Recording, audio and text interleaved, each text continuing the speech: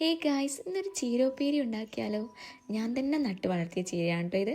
അപ്പോൾ അത് ഞാനിതാ പറിച്ചു. പച്ചമുളകും കൂടെ ഉണ്ടായിരുന്നേ, അപ്പോൾ അതൊക്കെ ഞാൻ പറിച്ചു. എന്നിട്ട് ഞാനിങ്ങനെ നാട്ടിൽ നിന്ന് വരുമ്പോഴേതാ കിറ്റിയുടെ കുട്ടിയാണ് കേട്ടോ അത്. കിങ്ങിണി അത് എന്നെ തന്നെ നോക്കിയിട്ടുണ്ടായിരുന്നു. പിന്നെ ചീര നല്ലപോലെ കഴുകി വൃത്തിയാക്കി ചെറുതായി അരിഞ്ഞിടുന്നതാണ് ടാസ്ക് കേട്ടോ.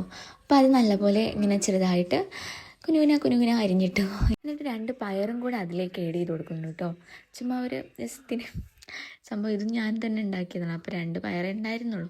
അപ്പോൾ ഞാൻ വിചാരിച്ചു അതും കൂടെ ഇതിലേക്ക് ആഡ് ചെയ്യാം. പിന്നെ 2 പച്ചമുളകും കൂടെ ഇട്ടിട്ട് ഒരു ചമ്മന്തി പൊടിക്കാൻ കരുതി. അപ്പോൾ ചമ്മന്തിയിൽ ചെറിയ ഉള്ളിയും പച്ചമുളകും കൂടെ ഇട്ടിട്ടാണ് പൊടിച്ചത്. പിന്നെ ഇതാ ഒരു ചീൻചട്ടി വെച്ച് അതിലേക്ക് വെളിച്ചെണ്ണ ഒഴിച്ച് കടുക് വര ആക്കി ഇട്ടു.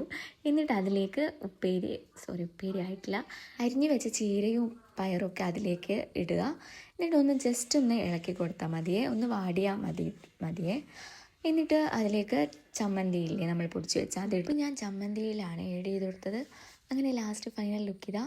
ഓക്കെ, ഇത് നല്ല ഹെൽത്തി ഫുഡാണ്, എല്ലാവരും ട്രൈ ചെയ്യണം. Okay, by.